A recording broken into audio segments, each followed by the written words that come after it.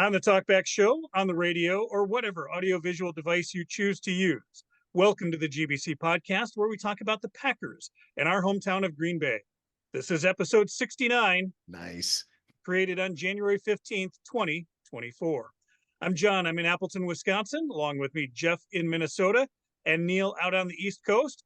Say hello, gentlemen, and tell us what you're drinking. Tonight, I am drinking the sweet, sweet tears of Jerry Jones and all Cowboys fans everywhere. In addition to that, I am also having Weyerbacher, Dallas Sucks. Nice. Well, on that theme of sweet victory, I'm having something sweet tonight. I'm having a glass of Bailey's chocolate on the rocks. I put together a screwdriver for this evening. All right, you can find us on YouTube and Twitter at Green Bay Chat and Facebook at the GBC Podcast Green Bay Chat. Just the audio is available on Apple Podcasts as well as Spotify by searching for Green Bay Chat. Our topic tonight, pretty simple. Green Bay 48, Dallas 32. We're going to take a look at the wild card round game, the 2 seed versus the 7 seed, and how that all fared. A lot of statistics, but Neil, before we get into all that, we just need to let Jeff gloat for a little bit. Yeah. Yes, that's enough, Jeff. Jeff did pick the Packers to win. Neil, you and I were taking Dallas. You went with Dallas all the way. I guess we're going to have to revisit those picks as well. But let's talk about the game itself. Again, the most important statistic, 48 points to 32 points. But inside of that, there's a lot of numbers that happened last night. There are a lot of numbers, but it was really the numbers that we started out with that determined the outcome of the game. We set the tone on our first drive, both on offense, and then when Dallas got the ball on defense. The first quarter numbers to me really describe that first half of the game. We had 81 passing yards in the first quarter to 0 passing yards for Dallas in the first quarter. Dak Prescott was 1 of 4 for 0 yards, 0 touchdowns, 1 interception, a 0.0 quarterback rating in the first quarter for Dak Prescott, and everything else essentially built on those numbers. That's a lot of zeros. I mean, you got to try really hard to complete a pass for no yard. In the whole quarter. To be fair, he completed a pass to Jair Alexander that also went for 0 yards. So he had 2 passes that were caught in that first quarter. Overall, first quarter, Packers led 7-0 at the end of the first quarter, 8 first downs for the Packers to only 1 first down for Dallas in that first quarter.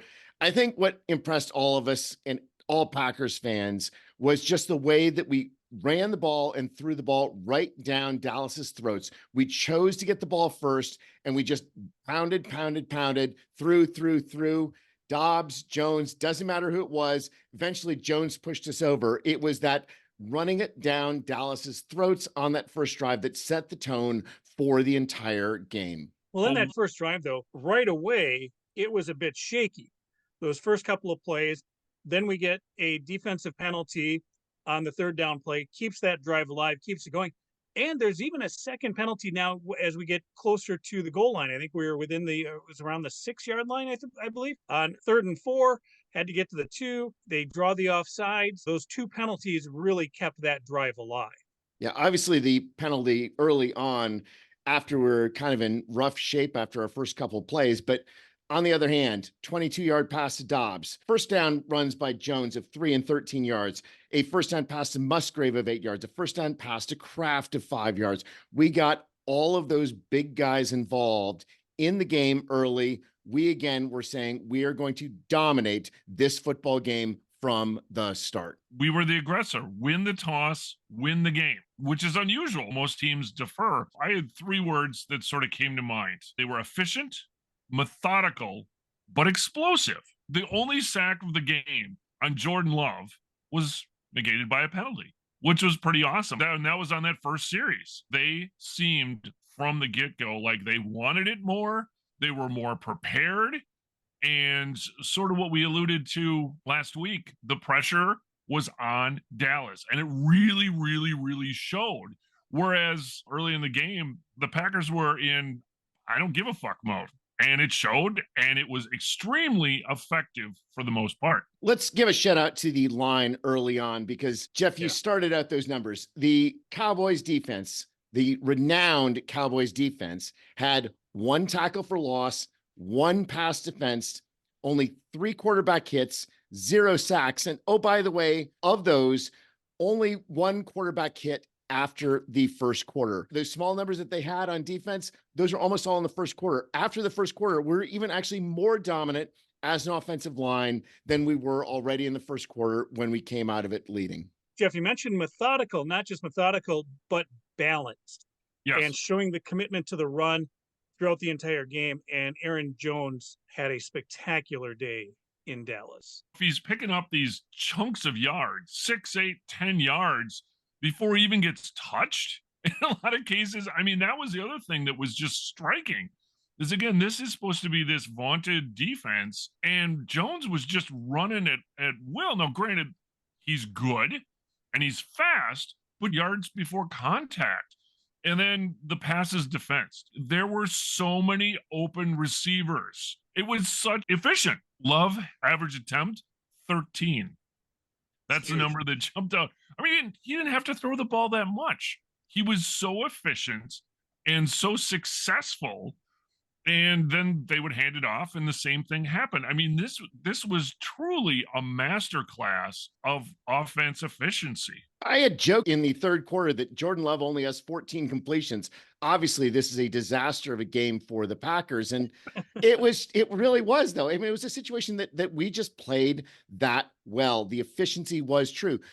I gave you Dak's numbers in the first quarter. Jordan Love, on the other hand, 6 of 9 for 81 yards, a 95.1 passer rating in the first quarter. That was his worst quarter of football and the second quarter was literally perfect. Jordan Love in the second quarter was 7 of 7, 104 yards and a touchdown. And in that first half, 2 Aaron Jones touchdowns, 1 pass to Dontavian Wicks, and then obviously Darnell Savage throwing in the real killer as far as changing the momentum of the game. And what can you say? What can you say about the way this team was prepared, about the way that this team played? One of the things we've talked about this season, how this team has grown, and in particular, how Jordan Love has grown, it showed in particular on that touchdown pass to Dontavian Wicks, where not only did Love take his normal drop back, but there's 6 defenders coming at him. They sent a nice blitz on that play. He sees it coming and he puts 2 more steps back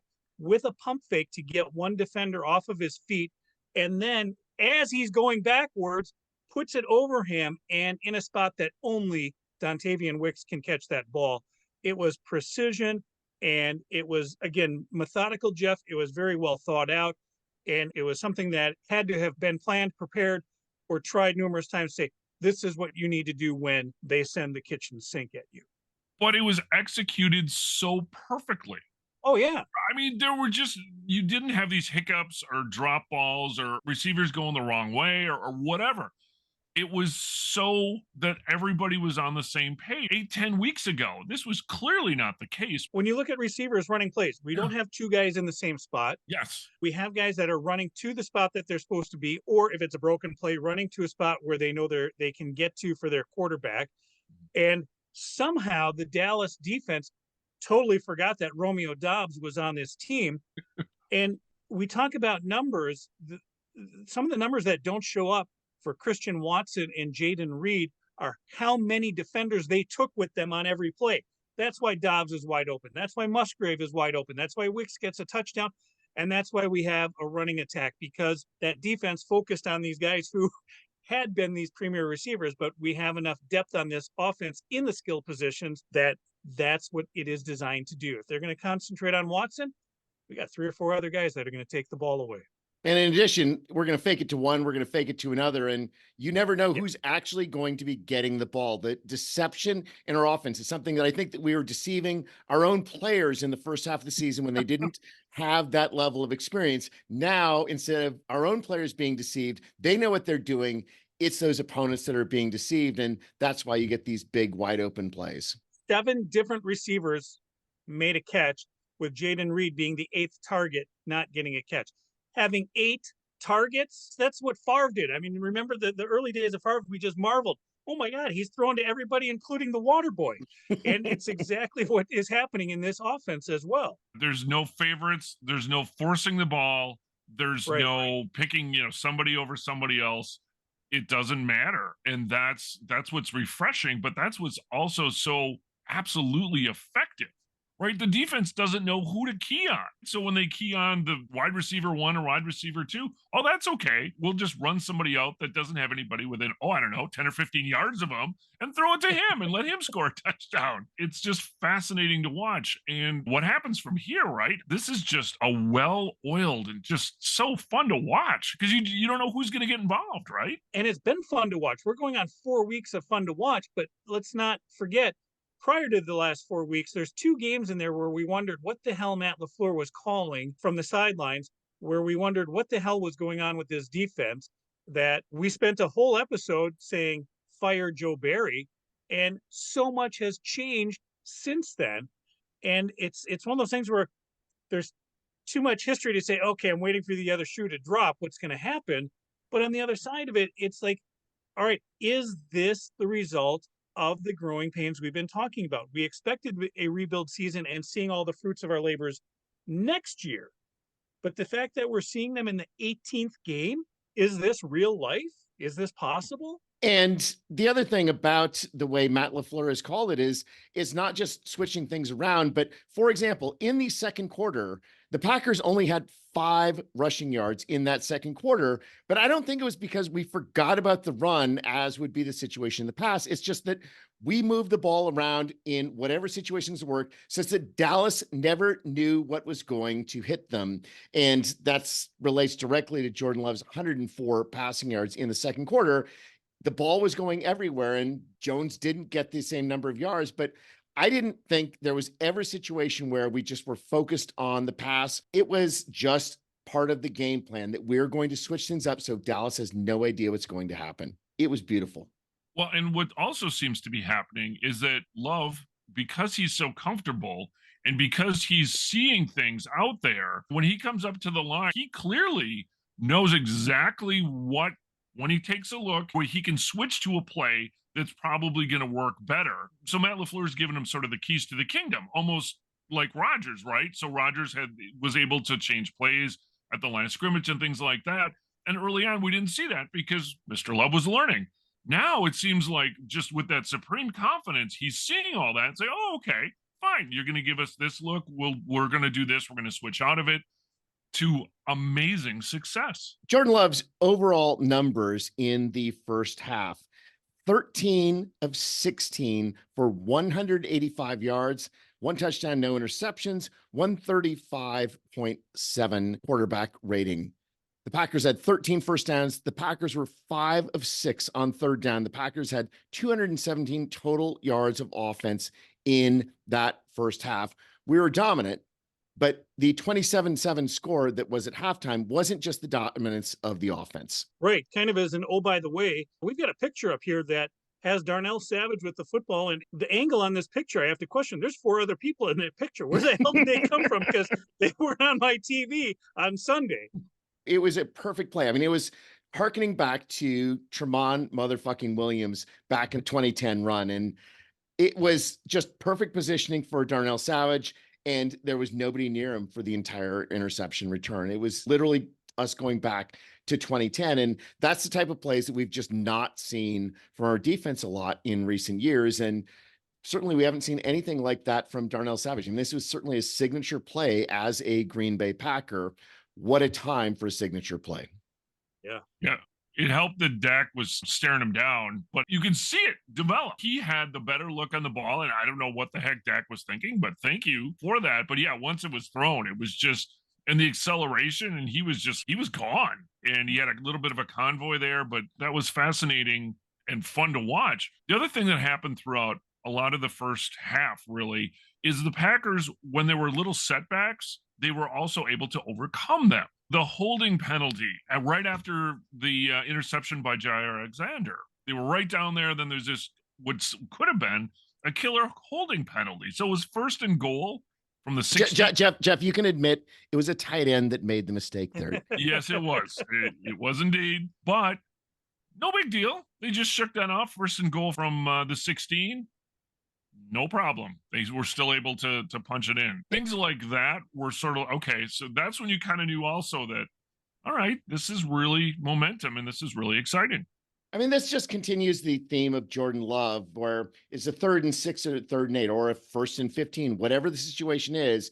He is not bothered by the moment. He is going to rise to that moment. Statistically, you say, well, 1st and 15, yes, that's going to end up in a field goal, or 3rd and 6, 3rd and 8. Statistically, that's going to end up in a punt. And time again, Jordan Love made the passes that extended the drive that eventually led to, let me just clarify this, led to 7 touchdowns for the Packers in that game. 7 touchdowns against the vaunted Dallas Cowboys defense. Okay, one was the defense that made the play, One but was defense. Yeah, six doesn't offensive matter. touchdowns, yeah. 6 touchdowns for our offense against that Dallas defense that was going to blow us away just because we could not keep up with them. Well, conversely, and Jeff kind of alluded to it, there was something going on the Dallas side of the ball on the offense.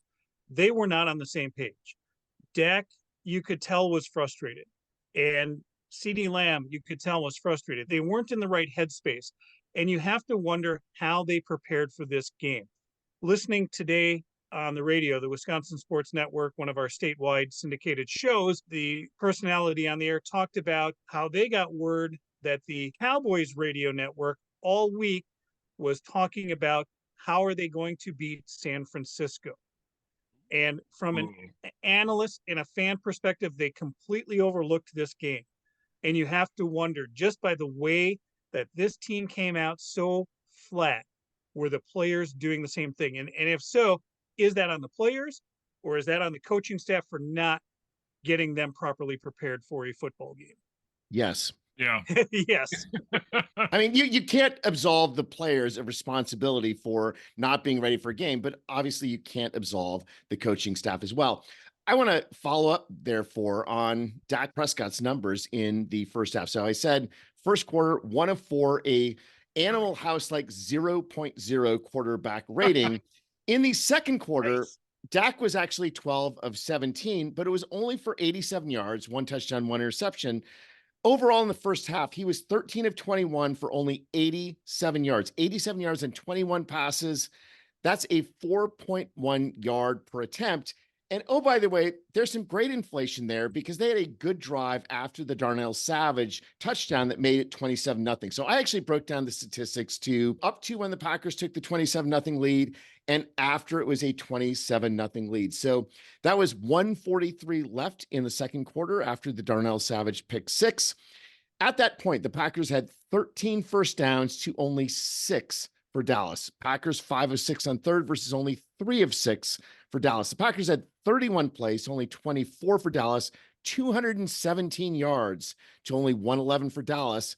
Jordan Love, 185 passing yards to 55 net yards for Dallas. So through 28 plus minutes of the game, Dallas only had 55 passing yards. That's less than 2 yards per minute for the Cowboys offense, the vaunted Cowboys offense in the first 28 minutes of the game. And obviously the 2 turnovers were huge in that regard. Time of possession, 17 and a half minutes to a little over 10 minutes for those 2 teams. The Packers were absolutely dominant up until the point that it was a 27-0 game. Dak's numbers up until that point, 7 of 13, 61 yards passing, 0 touchdowns, 2 interceptions, and a sack for 6 yards, a 26.9 quarterback rating through 28 minutes of the game. That's why we took the 27-0 lead. And I'll get to the numbers after that later on, but those are the numbers that told the story of the game. It was a very dominating first half. That last drive, though, in the first half, that minute 43, as you said, it kind of bummed you out a little bit because you felt, hey, you're playing a little soft here. Yeah, you feel comfortable with 27-point lead, but why take the foot off the gas right now? Why let them methodically get down the field like they did? It really felt like they softened up too much, and it made me concerned that there may be bad things to come in the second half. Not sure how those halftime adjustments were going to be, but that drive, I wasn't too happy with it. John, were you actually comfortable with the 27-0 lead? I mean, No. You've seen the way our defense plays. And I mean, that's the other thing, right? Our assets started to show, right? Yep. The whole reason why they were able to go only 55 yards for that touchdown is because they returned it all the way to their 45. And while the shorter field helps a lot, a 15-yard horse collar tackle didn't help that situation as well. They weren't actually really dominant. It was a bunch of dinking and dunking passes, which they continued into the second half. It's just when you've got a minute 43, you've got the timeouts, and you've got such a small amount of field. You take out the 15-yard horse collar, they only had 40 yards that they had to cover in a minute 43. And that's how they were able to do it. But continuing on that, right, it was the conversions that looked like conversions of the Joe Barry defense earlier. Three separate third down conversions by Dak Prescott, whether by passing, whether by Dak scrambling, or finally by throwing for a touchdown. It was those conversions. It was the shortening of the field that said, well, this game isn't over yet. But I'll say the thing that was most exciting about the flow of the game, right? Going into the game, it's like, well, we're playing with house money. This is something that if we do well, that's great. If we don't, we're going to see growth of our team. Once the Packers went up 14-0, that was a completely different mindset for me. And I think for most Packers fans, it was like, no, we need to win this game. And it was just like going back to any other normal season that I don't care. This is going to be devastating if we don't win this game. And that was quite a change in the mindset. And I think that's what we were all feeling in that last drive at the end of the first half. Exactly, Neil. I could not agree with you more. I think it took a little bit longer for me to kick in, but it was still same sentiment, right? Because you kind of went from, oh, this is pretty cool to, oh my God, we have to win this game now because we've just been so dominant. We've earned it. Right. You sort of felt like, okay, because of the preparation and because they came out and were able to do, clearly they wanted it more. And the way they played certainly deserved it more. So therefore, they absolutely have to win. So when you saw kind of a little regression, certainly the Asshats giving up that big kickoff return, just like, oh boy, here we go again. And that lead wasn't that big enough. And I even at 27-0, like maybe not. Especially after it was 27-7 then. But you're right, Jeff, with that lead, it got to the point where we are saying, now we have to win this game. This is a must-win game now, because if you don't, it's an epic collapse. Yes. And it becomes a thing of infamy. Yes. And there's no accolades for being up 27-7 at halftime or having a dominating first half. It is at this point where, wow, it is a moral imperative that you win this game and win it convincingly. Yeah, got to finish it out.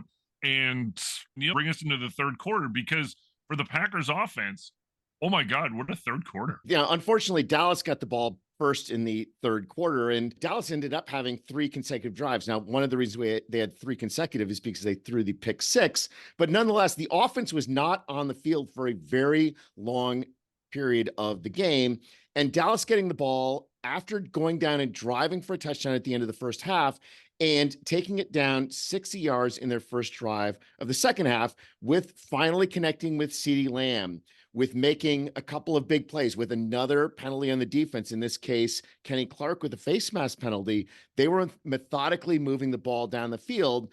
But the difference is, as it happened in the first half, the defense stepped up at key situations. And in the first half, there was one drive where Dallas got down to the Green Bay 35-yard line, -1 yard run, sack, and then they ended up punting from the Green Bay 42-yard line. And it was that bend but don't break that has been problematic for much of the year, but that not breaking played a big role in a couple of different drives. And that was certainly true of that first Dallas drive of the second half. They got down a long way, but once they got to the Packers 17-yard line, they were stopped with a sack, incompletion, and they had to kick a 34-yard field goal. And even though that brought Dallas within 17 points, that field goal felt like a victory in the context of they weren't moving it back to a much closer game, something that we're really deeply concerned about. So as we've seen some uneven play from the offense, then if the defense sort of holds or whatever, but not in this case. So the offense came out and they picked up right where they left off. There was no drop off. They just said, okay, we've got the ball back and we're going to score the damn ball again. I'm not going to lie. From the end of the first half to the start of the second half, I thought the offense was off the field for far too long, but I got proven wrong pretty darn quick. They were dominant, and that was the thing, right? We asked this in our text messages, that is the Packers offense going to respond? 27-10, if the Packers offense goes a 3 and out and Dallas gets the ball back, this becomes a very different game very, very quickly. How does the Packers offense go after it's 27-10? Well, in 5 plays, they go 75 yards down the field, score a touchdown with a huge 46-yard pass to Dobbs, as well as a couple of big Aaron Jones runs. 5 plays later, it is 34-10. There is now 6.5 minutes left in the third quarter, and we've got a 3-score lead that requires 3 2-point conversions. That's pretty good, right? It is. And the thing is, Neil, you go back to why did Dallas kick that field goal there when they're down 20? A field goal doesn't really do them any good. But to me, I think at that moment, it's something that you got to get the points on the board. You've got to give yourself something to hang your hat on in the hopes that Green Bay offense has been off the field for too long. You can get a 3 and out, and you can get a score, and you can make it 27-17. I get why they did it. It just didn't work out because, like you said, there was no drop off when that offense came back on the field. And now we're at 34-10. And with a 24-point lead, it is feeling more comfortable in the third quarter. And then Dallas immediately decided to be their own asshats on the next drive, start out on their own 12-yard line. Now, unfortunately, that didn't work out for us either, and that the Dallas offense was starting to catch a groove, and or the Joe Barry defense was starting to be more of a bend but don't break, and yet there was enough breaking. Remember at one point this season when we had the on Twitter, the picture, and we took all the responses from our fans, it got dubbed the bend and break defense at one point. When the opposing team goes 88 yards and still scores the touchdown, and that is a bend and break defense. We got a little bit of a break at the end of that because their asshats decided to copy Anders Carlson and miss an extra point. That was a whole thing in itself, Neil, starting out as a 2-point conversion. Yeah. But there's a lot of analysis that goes into that play with the pick that got called correctly. But I think you even mentioned it, that right upright played a hell of a great defense on Sunday, didn't it? Yeah, it hurt both teams, and in the end being completely neutral. But yeah, that was the stoutest defense played by a home player for the Dallas Cowboys in that game. So this is sort of where the track meet takes off. So you figure the Packers defense is going to bend and break. And so the offense is just like, fuck it, let's just keep scoring, which is thankfully they continued to do that. Well, and they had to because, Dallas wasn't going to let up. You're dealing with one of the best offenses, if not the best offense in the league. You have to keep that cushion going. 3 plays, 75 yards, another touchdown. But most importantly, Jeff, on a play that Luke Musgrave, that play to Musgrave on the touchdown was gorgeous. It was just so well designed. And yeah, Jeff, well, we don't want to see what his television looked like there. I mean, he was so wide open. It looked like he wanted to call for a fair catch. He just didn't know what the hell to do. Yeah, as Coach LaFleur said in the postgame. Yeah, he stayed on his feet. So 2 drives, 8 total plays, 150 yards. And that was our offense in the third quarter. And I just sort of continuing on that theme, we had 8 plays. We had 6 first downs on 8 plays in the third quarter. And yet, despite having 6 first downs, we were 0 of 0 in third down conversions in the third quarter. It never even came close to getting to a third down. 150 yards in 8 plays. I mean, that's crazy as far as the efficiency. Love, 2 of 2, 84 yards, and a touchdown. Only 2 completions in the third quarter, but when you're throwing long passes, only 42 yards per attempt for Love in the third quarter. 42 yards per attempt. And on top of that, Jones had 66 yards rushing because Jones really started to be dominant in that third quarter. And that was really the game changer, is that we had the rushing game and the passing game both moving simultaneously. But wait, there's more. That third quarter ends with some strong defense. And Dallas turning over on downs in this game. I mean, they're in a position where they have to go for it. And somehow this defense just continues to play incredibly. They get the ball back. They start off the fourth quarter, and then they get downfield, and we've got that touchdown pass to Romeo Doubs, making the score 48-16 early in the fourth quarter. And that right there really is the telltale of this game. We'll get into the overall numbers and stats, but that's how dominating this game was. That was a 32-point lead at one point. Dallas gets a couple of cheap touchdowns late. That final score of 48-32 is not indicative. That makes it look a lot closer than it really was. But the domination at the start of that fourth quarter, Jeff, 48-16. We were just waiting for the game to end at that moment. But how they got that touchdown, it was on a 4th and 2. Right. So that's kind of the feeling a little pucker there. So they decide to not go for a field goal, sort of the proverbial knockout blow. If they don't convert this, huge momentum change, and Dallas can maybe jam it right down our throats then. But was it really that big a momentum change in the end? Because at 41-16, it's a 4-score game.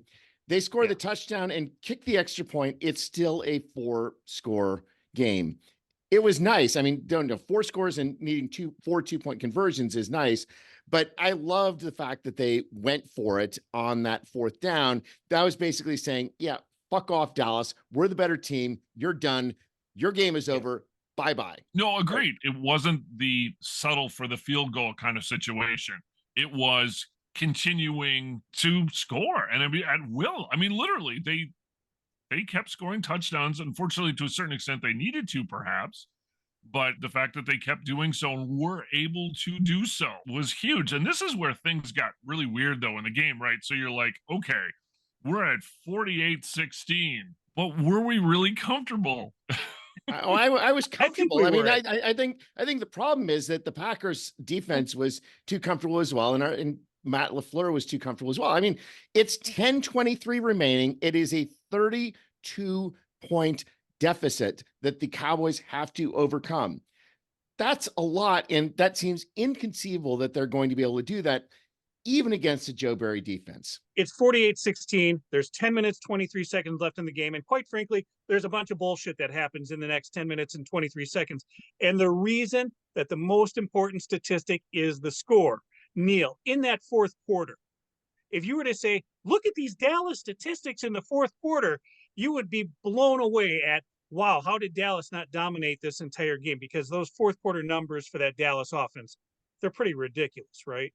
Dallas, in the fourth quarter, 14 first downs, 216 total yards in the fourth quarter, 200 passing yards in the fourth quarter for Dallas. That 200 yards passing for Dallas in the fourth quarter was against 3 passing yards for the Packers. 200 to 3 were the passing yard numbers in that fourth quarter.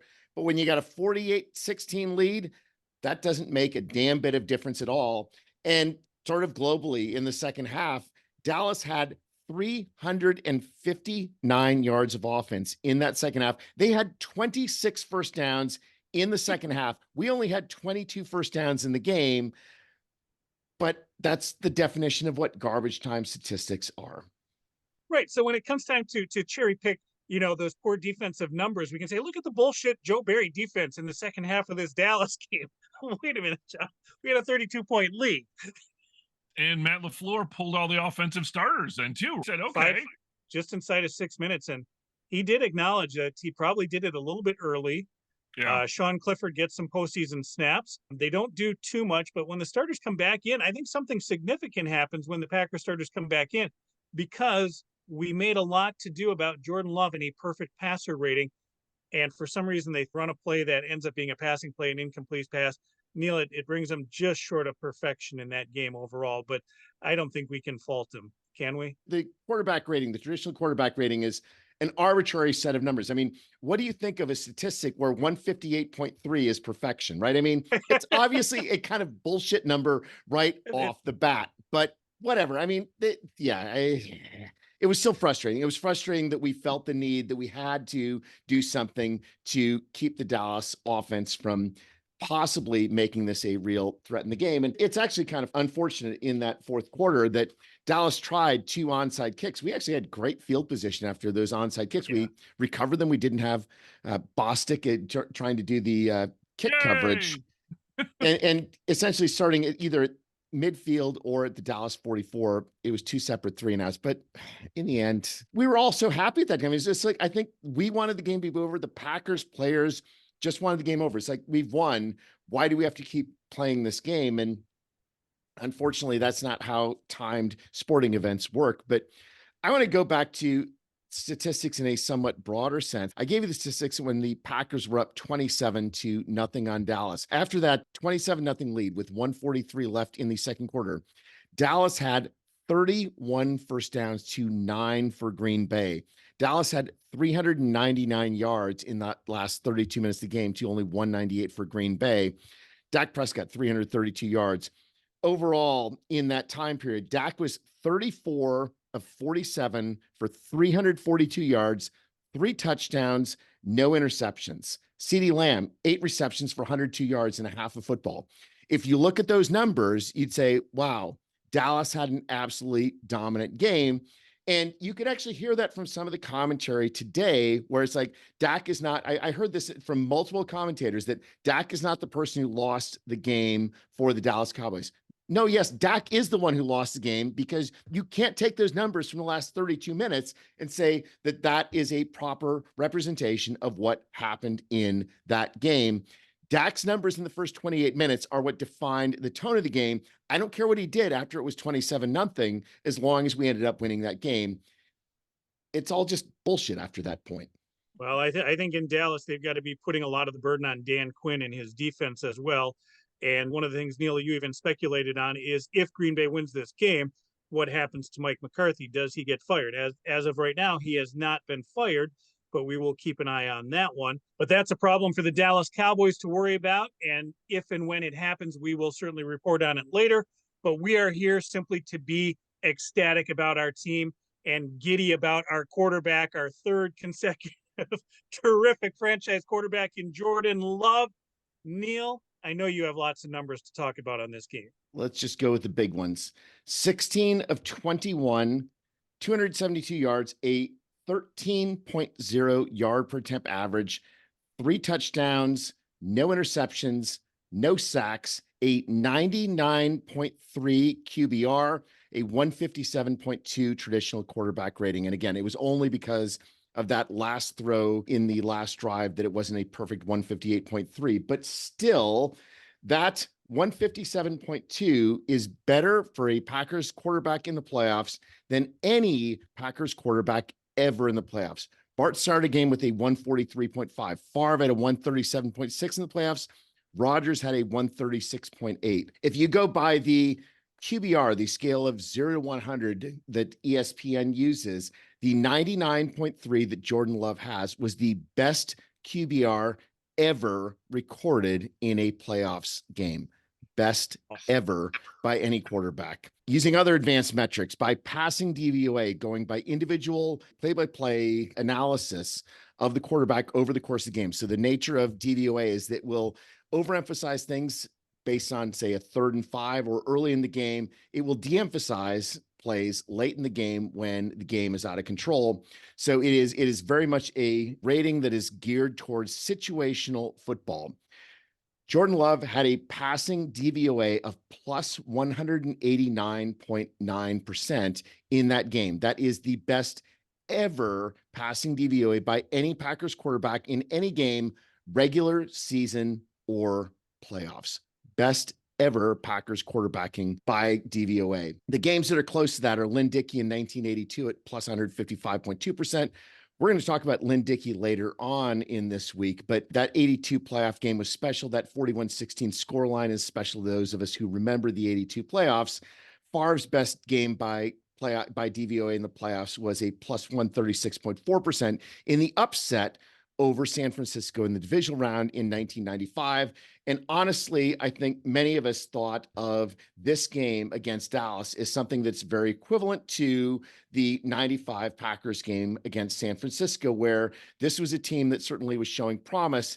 And this is where they made their mark. This is where they went from a team that's just happy to be in the playoffs and making a little bit of noise to a team that is capable of actually doing big things. And I think more than anything, the acceleration of Jordan Love and this young Packers team by this game against Dallas is the most exciting part ever. We went from they're playing with house money, and I think it's still true, we're still playing with house money, to I think that some of us think there's at least a possibility we can make a Super Bowl run here. Not that that's the expectation by any stretch of the imagination, but I would not have said anything along those lines just a couple of days ago.